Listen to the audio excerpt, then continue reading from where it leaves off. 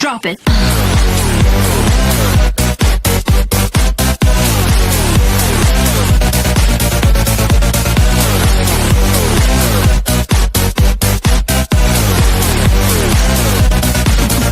Yeah. Iniciando o nosso segundo vídeo sobre direito constitucional, desta vez focando o artigo 5º, o importantíssimo artigo 5º, com os seus 78 incisos, direitos e garantias fundamentais. Lembrando um pouco a respeito da Revolução Francesa, que de um certo modo, o artigo 5º é inspirado nela, de um certo modo, né? Com a velha frase, liberté, égalité, fraternité, o que nos mostra as gerações do direito, primeira, segunda e terceira geração, já que tem gente falando aí em quarta e quinta, mas não vem ao caso. Onde na primeira geração nós tínhamos os status negativos, que buscava impedir os abusos, excessos do Estado, do poder público. Já no égalité, nós tínhamos os status positivos, os direitos a serem recebidos pelo povo em si. E na terceira, os direitos difusos, que buscavam, por exemplo, o direito a uma natureza, um bem-estar, uma situação, vamos dizer, o ar livre para todos, uma coisa difusa, uma coisa coletiva, né? Então aí lembra o liberté, égalité, fraternité. Primeira geração, segunda e terceira, liberdade, igualdade e fraternidade. Falemos também bem rapidinho, para que nosso vídeo não seja muito extenso, lembrando que qualquer barulho no ambiente, iluminação meio não muito profissional, é porque nesse princípio nosso vídeo está extremamente caseiro, bastante abençoado, vai ser bastante útil, em breve mais profissionalizado. Os direitos e deveres, os direitos e garantias fundamentais estão pautados em 10, mas vamos ver aqui alguns deles, né? Algumas das características. Nós vamos falar aqui de 6 a 7, não mais que isso por enquanto. Vejamos. Características, relatividade. Lembrem, nenhum direito no Brasil ele é absoluto. O direito mais básico que o ser humano tem, que no caso o brasileiro tem, é o direito à vida. Mesmo esse direito à vida, ele é relativo, porque em estado de guerra, nossa Constituição admite a possibilidade de pena de morte. Depois dê uma olhadinha lá no artigo 84, inciso 19 da nossa Constituição. Não esqueça, nenhum direito no Brasil ele é, digamos, totalmente supremo. Ou seja, nesse ninguém mexe de forma alguma. Existe sim o princípio da relatividade. Um outro, inalienabilidade. Esses direitos fundamentais são inalienáveis. O que quer dizer? Não podem ser transferidos, tirados de A para B, de forma alguma. Cada um tem o seu direito. Outro, irrenunciabilidade. A pessoa não pode renunciar ao seu direito. Se vocês notarem sombras, é porque, como eu falei, é um vídeo caseiro e isso acontece demais. Então, vamos lá. Na irrenunciabilidade, a pessoa não pode dizer, eu não quero mais viver, o Estado fique olhando, tirar a própria vida e não faça nada não, porque a vida é minha e pronto. Não, não é bem assim, porque os direitos são irrenunciáveis. Outro, historicidade. Todos os direitos fundamentais têm a sua história, foram conquistas realizadas no tempo. Um exemplo, a mulher poder votar, isso aí foi uma conquista, né? Gerada no tempo.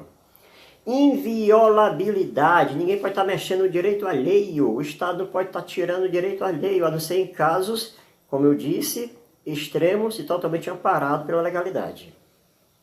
Efetividade, o Estado, no sentido lato, o poder público, tem que garantir a efetividade daqueles direitos. E, por enquanto, por último, universalidade, quer dizer o quê? Ligado a todos, todos têm esse direito, todos são cidadãos, ou de direito ou de fato, mesmo os encarcerados também são cidadãos. Passemos agora para o caput do artigo 5º. Importantíssimo, porque ele traz uma mensagem que tem que ser decodificada. Muita gente não entendeu ainda o que está escrito lá e pode ser uma pegadinha numa prova. Todos são iguais perante a lei, sem distinção de qualquer natureza, garantindo-se aos brasileiros e aos estrangeiros residentes no Brasil que no caso é o país, a inviolabilidade, direito à vida, à liberdade, à igualdade, por aí vai. Qual é o detalhe a ser revisto aí? Brasileiros e estrangeiros residentes, não necessariamente residente. Será que faria sentido um estrangeiro vindo aqui na condição de turista poder ser furtado, roubado, latrocinado, violentado de qualquer outra forma? Estaria amparada essa atitude maléfica do sujeito ativo contra o sujeito passivo? Claro que não. Então não é somente aos residentes, é também aos não residentes. Inciso 1 dos 78 incisos. Aí no quadro, vocês estão vendo aqui atrás, a ideia é do inciso 1 ao 20, mas não há muito essa preocupação. Por certo, não chegaremos até o 20, e se chegarmos bem, se passarmos bem, caso contrário, vídeo seguinte a gente faz com mais tranquilidade, propriedade. O importante é que você realmente entenda o que está sendo dito. Inciso 1, famosíssimo, princípio da isonomia. Homens e mulheres são iguais em direitos e obrigações perante esta lei. Lembra, nenhum direito é absoluto. Lembra, princípio da relatividade. Homens e mulheres são iguais. Beleza, beleza, maravilha. Mas a mulher, pós-parto, tem 120 a 180 dias podendo ficar em casa. O homem tem 3 a 10, estourando 15. Né? Lógico, tem casos excepcionais que não vêm à baila nesse momento. Teste físico. O teste físico, devido à fisiologia masculina, ele é mais puxado, vamos usar esse termo popular, que o da mulher. Então existe no Brasil algo chamado discriminação reversa, que é apoiada, que é amparada por lei, que não tem em seu bojo a ideia de querer denigrir ou deteriorar o direito de alguém, mas levar a uma certa igualdade, a um certo equilíbrio. Então, inciso 1, princípio da isonomia. Grava isto. Homens e mulheres são iguais em direitos e obrigações. Se o homem vai obrigado a pagar uma pensão alimentícia, a mulher também o poderá. Mais do que justo. Por quê? Porque o bem-estar não tem gênero. O bem-estar é ao ser humano como todo, porque todos, homens e mulheres, somos iguais. 2. Ninguém será obrigado a fazer ou deixar de fazer alguma coisa, senão em virtude de lei. Princípio da legalidade. Ei, faça isso porque eu estou mandando. Beleza, você está mandando, né? Mas me diga uma coisa. Esse seu mandar é amparado pela lei? Não, peraí. É ou não é? Não, não é. Então, caiu por terra. Cada um será obrigado a fazer aquilo que a lei manda. É o princípio da legalidade. Não confunda o princípio da legalidade com o princípio da reserva legal, lá no artigo 1 do Código Penal Brasileiro, que diz que não há crime sem lei anterior que o defina, não apenas sem prévia combinação legal. Por que que não pode ser confundido? Porque quando eu digo princípio da reserva legal, eu estou dizendo o princípio daquilo que já está escrito na lei, e a lei está dizendo como é. Já o princípio da legalidade é como se fosse o princípio da prática daquela reserva. Então há uma diferençazinha aí, um pouquinho doutrinária. Não poderá cair em prova, mas se cair, em último caso, você já sabe que reserva legal é uma coisa e legalidade é outra coisa, bem, não tão diferente, mas diferente, fica bem claro. Ainda no inciso 2, a questão da legalidade, veja bem o que é que acontece. Ao não servidor público, ao cidadão chamado, entre aspas, comum, é outorgado o direito de fazer tudo aquilo que não é proibido, coibido pela lei. Ao servidor público, é proibido fazer toda e qualquer coisa que a lei não diga faça. Traduzindo, se a lei não me proíbe de pegar este copo, eu o pego. Não há problema algum. Mas se eu for servidor e ele disser, você não pode pegar em copo, eu não pego. Mas se não falar do copo, eu também não pego. Porque o servidor é o que está determinado na lei. É lógico que ninguém está falando de extremismo, é só um exemplo pequenininho, mas importante, tá? Grava bem tudo isso aí. Terceiro, ninguém será submetido a tortura nem a tratamento desumano ou degradante. é uma extensão do princípio da dignidade da pessoa humana lá no artigo 1 da nossa Constituição. Tratar de forma a torturar, tortura feitas, isto é, dizem, né, em delegacias ou algo do gênero, até mesmo em casas, né, entre familiares, tratamento degradante, aquele que humilha a pessoa, tratamento desumano, tratar como se fosse bicho, ou faz a tarefa de casa, ou não te dou alimento. Não. Que na realidade nem com os animais irracionais não se fazem isso, né? Não se faz isso, nem com os animais irracionais. Porque além de merecerem, também existem leis que os protegem. Mas, fica claro, tratamento desumano, degradante, nada disso pode ser levado ao ser humano, que é uma extensão do princípio da dignidade. Já o inciso 4 é bem interessante. Né? Ele diz que é livre a expressão do pensamento, sendo vedado o anonimato. Posso falar o que eu quiser, na hora que eu quiser, mas eu tenho que assumir o que falei. Tá? Fulano, eu queria te contar que um cliente aqui na loja veio, falou uma coisa horrível a seu respeito, mas ninguém vai dizer o nome do cliente para resguardar, para guardar a imagem, o nome do cliente. O que é que você vai dizer com isso? Você vai dizer, bem, é o seguinte, lá no artigo 5º da nossa Constituição, de 5 de outubro de 1988, no inciso 4 diz que é livre a manifestação do pensamento, sendo vedado anonimato. Ou você me diz quem foi, ou você assume o ônus da acusação. Ah, é? É. Pois eu não vou dizer não. Aí você pode processar essa pessoa, porque ela é obrigada a dizer. Tá? Até mesmo para nos livrar de acusações caluniosas, difamatórias, injuriosas, tá? Fica bem claro. É livre a manifestação do pensamento, mas é proibido o anonimato, é coibido. Vamos lá. Já o inciso 5. O inciso 5 diz, é assegurado o direito de resposta proporcional ao agravo, além da indenização por dano material, moral ou à imagem. Muito bem. Quando diz é assegurado o direito de resposta proporcional ao agravo, vamos lá. Vamos dizer que uma pessoa chega e diga, olha, professor, você é isso, isso, aquilo outro, filho disso, filho daquilo outro. E eu, lamentavelmente, me desequilibre e caia numa situação idêntica e diga, você também é. Você também é isso, isso, isso, aquilo outro, filho disso, disso, daquilo outro. Então, se foi proporcional, está quites, tá? Está resolvido aí, tá bom? Agora, vamos ler de novo para você entender. Proporcional ao agravo. Uma pessoa vem e diz assim, ó, eu vou te dar um tapa. Aí eu vou e puxo uma .40 e dou um tiro na cara dessa pessoa. Olha, ela me ameaçou. E eu me defendi. Ameaçou de quê? Ah, disse que ia me dar um tapa. Mas você deu um tiro. Como é que você quer ir lá para o artigo 23 do Código Penal, inciso 2, legítima defesa? Não tem cabimento. Então tem que ser proporcional ao agravo. Vou ler novamente. Diz aí bem claro. É assegurado o direito de resposta proporcional ao agravo, além de quê? Da indenização por dano material, moral ou à imagem. Quer dizer, uma pessoa da mídia foi e falou mal ao meu respeito. Eu tenho o direito lá de chegar lá, nessa mídia televisiva ou não, do meu direito de resposta.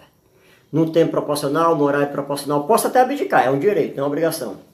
Mas mesmo que eu chegue lá e fale e me defenda e até acuse como um direito de resposta proporcional ao agravo, eu ainda tenho o direito de processar essa pessoa que me acusou, mesmo tendo exercido o direito de resposta.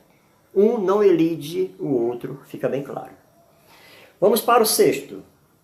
É inviolável a liberdade de consciência e de crença, sendo assegurado o livre exercício dos cultos religiosos e garantida na forma da lei a proteção aos locais de culto e às suas liturgias. O Brasil, como nós sabemos, é um país laico. Ele não defende nenhuma religião, mas também não acusa. Se essa religião não vai de encontro as propostas da lei, tudo bem, deixa lá. Umbanda, quimbanda, católico, evangélico, não interessa, todos merecem igualmente respeito, tá bom? Agora, é garantido o direito de culto? É garantido sim. É garantido o direito de liturgia? Na liturgia vai ser explicada a palavra, explicada a doutrina daquela palavra. Por exemplo, está havendo conflito no Brasil quando alguns pastores, ou até mesmo padres, ou não importa, qualquer que seja o líder religioso, ele vai de encontro à ideia do homossexualismo. Não vai ao encontro, né? Ele se choca, vai de encontro. E com todo respeito aos homossexuais, porque são seres humanos, e aqui ninguém está para julgar ninguém, né? Só Deus tem essa capacidade, só Cristo, não nós.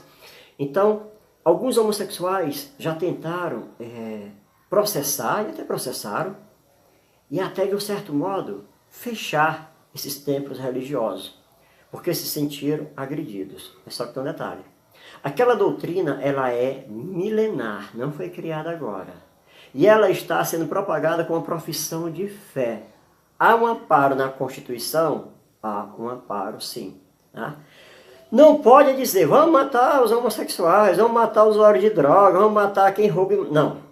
Isso aí é lógico que não pode. Indução ao crime, indução à homofobia, né? Isso aí não pode. Mas, se lá na liturgia diz A, B, C e D, milenarmente, e esse padre, esse pastor, esse líder religioso diz A, B, C e D, ele está amparado pela Constituição.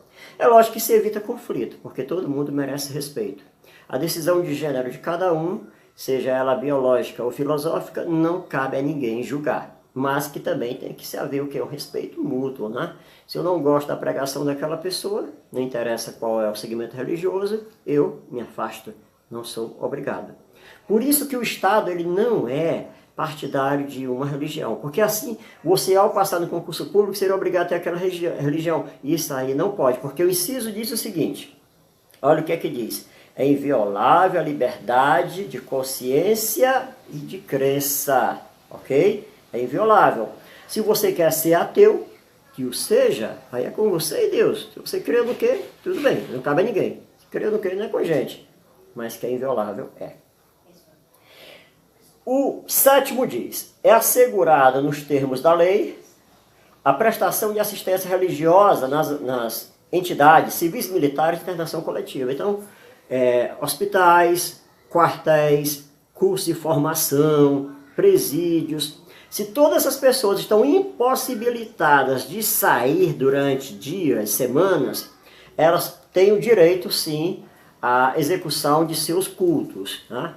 Quer dizer que eu, soldado fulano de tal, junto com outros pares meus, com outros soldados ou cabos, não interessa, rapaziada aí, guerreira, nós vamos pedir ao coronel, ao general, ao brigadeiro, ao capitão de fragata, vamos pedir a ele para que a gente realize. Não vai pedir, vai apenas avisar que haverá. Agora, na condição de estar impossibilitado. Eu estou no curso de formação de agente penitenciário federal na Academia Nacional de Polícia em Brasília. Eu estou no internato de 3 a 4 meses, mas uma vez por semana eu sou liberado. Bem, aí já quebrou. Por quê? O comandante da academia pode dizer, não, você é liberado tal dia, se quiser você vai. Olha, mas não. Lá na minha igreja a gente tem culto todo dia e eu quero fazer culto aqui no quartel todo dia. Não. Porque tem a relatividade, não pode ser extremo, será respeitado, mas sem exageros, é lógico, né? Com todo respeito, aqui tem culto todo dia, ninguém está falando disso. Nós estamos falando no sentido de que as imposições que podem cair na prova não teriam para o legal. 8º, ninguém será privado de direitos por motivo de crença religiosa ou de convicção filosófica ou política, salvo se as invocar para eximir-se de obrigação legal a todos os impostos e recusar-se a cumprir prestação alternativa prevista em lei. Rapaz, é o seguinte, eu fui convocado para servir ao Exército Brasileiro, a Marinha Aeronáutica, não importa. Eu não vou porque eu sou pacifista, detesto armas. Ou minha religião não permite, beleza. Então você vai ter o seguinte trabalho. Você vai passar aqui um ano, na escola fulano de tal, ajudando na escola durante um turno, 1 ou 2 vezes por semana, não interessa, você vai para lá. Eu também não vou, peraí, a prestação alternativa, se é a todos imposta, fica bem claro, eu também tenho a obrigação. Ah, e se eu não fizer? Eu sofrerei as sanções legais. Dentre elas, não recebimento da CDI, Carteira de Dispensa de Corporação, ou reservista, como conhecido por alguns. Deixarei de votar, deixarei de adentrar em cargo público, em faculdade pública e até às vezes até mesmo privados algumas vezes. Então tudo isso é consequência de uma atitude de quê? De intransigência minha. Eu posso até abdicar a uma obrigação, mas a obrigação principal vai te dar uma obrigação secundária alternativa. E essa alternativa você não terá o direito de simplesmente negar-se e por aí vai. Você terá que cumprir. Ok? Bem, nós estamos aqui no 8º. O 9º, 10º e os demais são de extrema importância, como todos são. Né? O 9º ele vai falar de uma questão ligada a produções artísticas, científicas, literárias, e ele é muito delicado. A gente costuma se prolongar um pouco nele, porque é importantíssimo. Tá? 10º também e todos os outros. Quando for no vídeo de número 3, vamos explicar. Como eu falei, não fomos ao 20º, né? Ficamos até um pouquinho longe, mas é porque eu faço questão de que a gente tenha um pouquinho mais de profundidade em cada inciso, tá bom? Então, muito obrigado, agradecendo a Jesus Cristo em primeiro lugar e a vocês, aquele velho pedido do like, deu certo, legal, gostei. Por quê? Porque nos incentiva. O senhor está querendo ganhar dinheiro? Não, tudo bem, se vier e for honesto, não tem problema, mas não é bem isso não. É porque na realidade a gente se sente incentivado, motivado a produzir mais e mais vídeos, tá? Muito obrigado, que Deus abençoe e até o vídeo de número 3.